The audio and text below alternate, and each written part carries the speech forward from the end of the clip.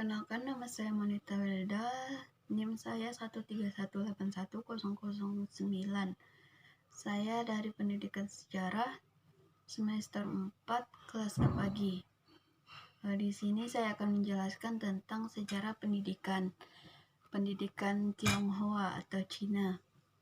Baik, saya akan langsung saja menjelaskan tentang sejarah pendidikan Cina.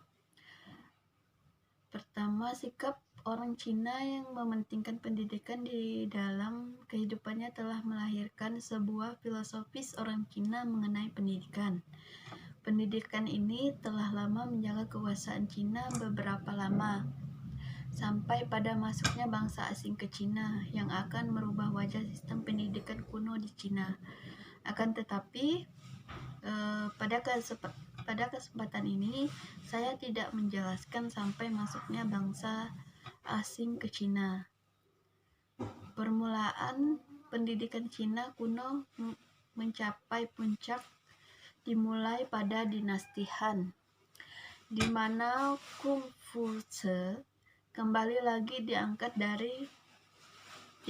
dan ditetapkan dalam kehidupan masyarakat Cina yang sebelumnya ajaran ini dihapus oleh penguasa sebelumnya.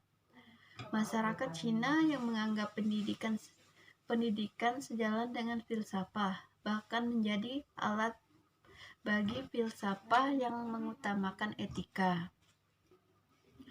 Anggapan ini membuat pendidikan di Cina mengiring kembali popularitas aliran filsafah Kongfuce di dalam masyarakat Cina. Pada masa dinasti Han, banyak melahirkan para sarjana-sarjana yang kelak akan memimpin negara, yang telah membuat dinasti Han menjadi sebagai salah satu dinasti yang besar dalam sejarah Cina. Sistem pendidikan yang dikembangkan oleh mantan pengikut Kongfuce ini telah melahirkan sebuah golongan yang terkenal dalam sejarah Cina dan menyatukan perjalanan kekuasaan dinasti Han, yaitu kaum Genetri. Kaum Genetri merupakan suatu komunitas orang-orang terpelajar yang telah menempuh pendidikan dan sistem ujian negara.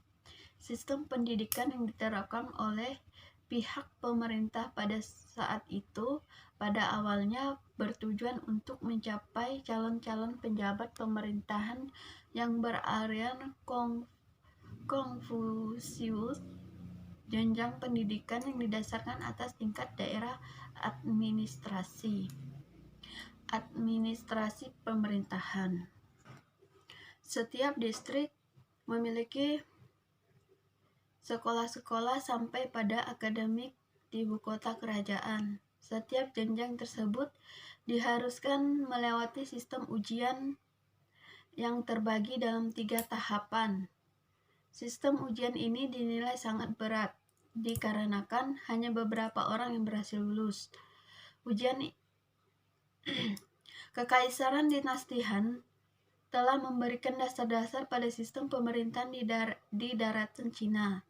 Walaupun selanjutnya ada perubahan dan penambahan. Sistem pendidikan ini juga membawa perubahan yang sertifikasi masyarakat dan pola partisi dalam masyarakat. Sistem pendidikan yang menghasilkan lulusan pelajar secara alami membentuk kelas baru, yang pada akhir menggeser posisi bangsawan dan stratifikasi masyarakat Cina. Pola partisi dalam masyarakat, di mana masyarakat tidak lagi sepenuhnya memandang orang dari pemiliki harta atau keturunan. Pada masa dinasti Han, sudah terdapat sebuah sistem pendidikan yang ketat. Para pengikut Konfusius yang dari beberapa distrik memiliki sekolah-sekolah yang bersifat informal, yang disebut sekolah informal dikarenakan proses belajar mengajar yang dilakukan tidak terkait oleh tempat atau waktu. Dengan menggunakan gambar yang tertera dalam pembelajaran, dapat diketahui metode pengajar yang digunakan para guru dalam menyampaikan bahan materi pelajaran. Jadi, dari gambar dan penjelasan tersebut, dapat diketahui bahwa metode pembelajaran yang digunakan oleh guru pada saat itu ialah metode expository atau ceramah.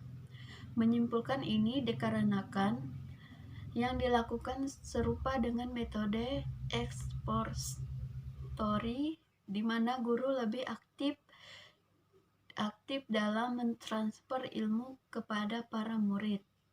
Setelah tahapan belajar mengajar, maka melangkah kepada tahap evaluasi dan sistem ujian.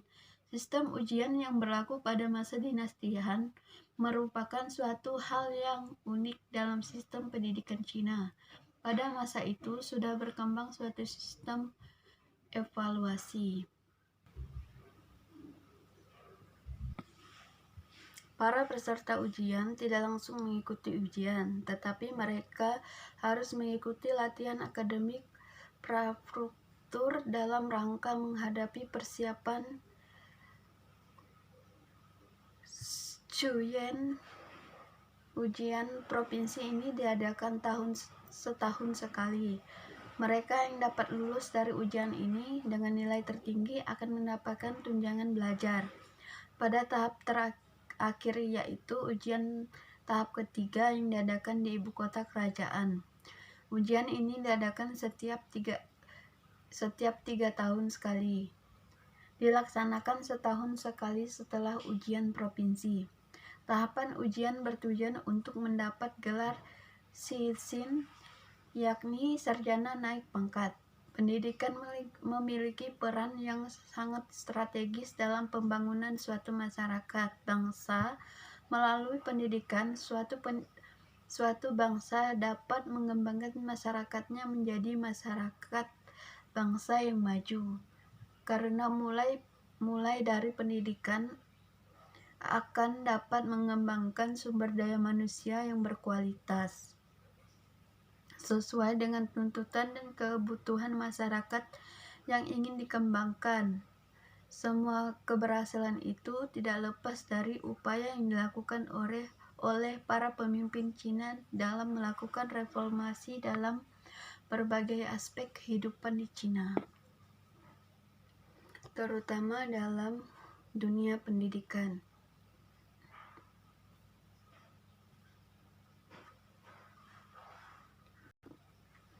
Cina dalam beberapa tahun terakhir berhasil membuat prestasi yang sangat mengagumkan, yaitu merubah kondisi sosial ekonomi masyarakatnya, yang tadinya hanya sebagai negara berkembang, yang hanya mampu menyediakan kebutuhan dasar masyarakat, kemudian berubah dan masuk ke dalam tahap awal masyarakat yang makmur. Perubahan yang dialami Cina merupakan perubahan sangat berarti. Perkembangan ekonomi, kemajuan yang dialami Cina sangat dikagumi dunia dan dihormati oleh banyak kalangan. Keyakinan mereka membangun bangsa selain sektor pendidikan terlihat dari upaya ekspansi yang berkelanjutan yang dilakukan sejak tahun 1980 sampai awal tahun 1990. Selama periode ini, pendidikan terus mengalami kemajuan secara cepat dan banyak inovasi yang historis selama dekade tersebut.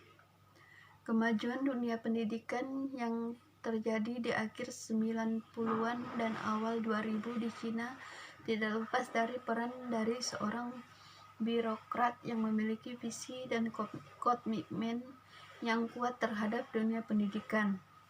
Li Langqing yang pada tahun 1993 diangkat menjadi wakil Perdana Menteri Cina, sekaligus ditugasi untuk menangani masalah pendidikan di negeri tirai bambu tersebut.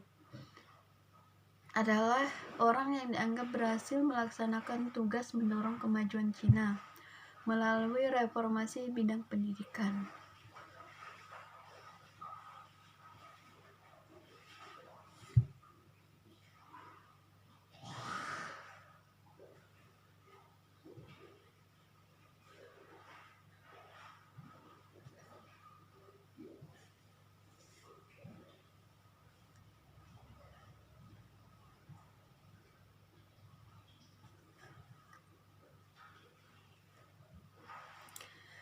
Li Yangqing yang pada tahun 1993 diangkat menjadi wakil Perdana Menteri Cina. Li Yangqing sebenarnya bukan tokoh yang berlatar belakang bidang pendidikan. Pada tahun 1993 tercatat guru memiliki gaji rendah dan disadari kondisi ini akan mempengaruhi terhadap kinerja dan profesionalitas guru dalam melaksanakan tugasnya. Bagaimana dapat menuntut guru melaksanakan tugas dengan optimal kalau dirinya menghadapi masalah dengan kesejahteraan diri dan keluarga? Pada tahun 1989, dana dari negara untuk pendidikan hanya 1,4 miliar yuan. Dengan dana sebesar itu, tidak banyak yang bisa dilakukan untuk mengembangkan dunia pendidikan yang harus melayani masyarakat lebih dari satu. Pendidikan dasar khususnya untuk wajib belajar sangat tergantung pada alokasi dari pemerintah.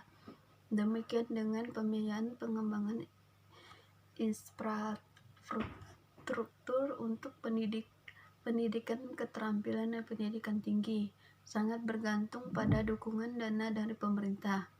Hanya permasalahannya adalah semua itu harus diatur dalam undang-undang. Beberapa inovasi lain telah digulirkan Cina adalah diberlakukannya wajib pendidikan dasar 9 tahun dan menghapus buta huruf bagi anak muda dan setengah baya. Inovasi ini berhasil meningkatkan tingkat pendidikan nasional secara berarti.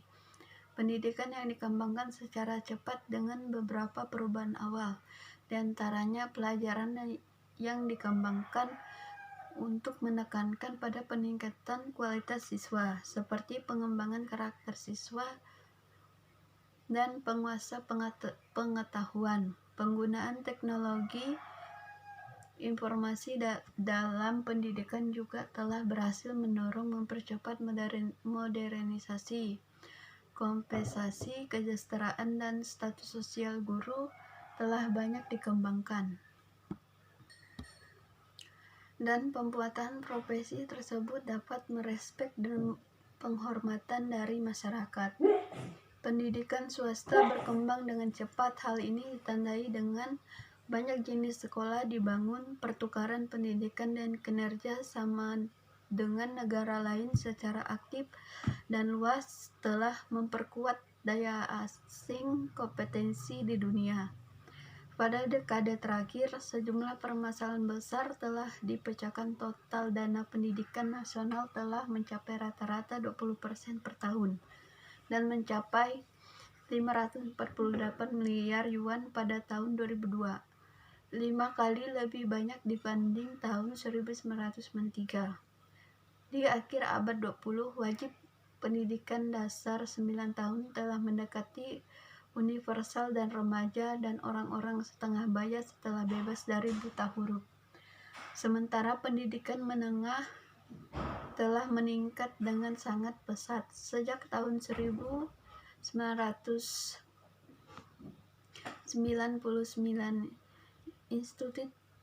institusi pendidikan tinggi telah menggerakkan banyak siswa.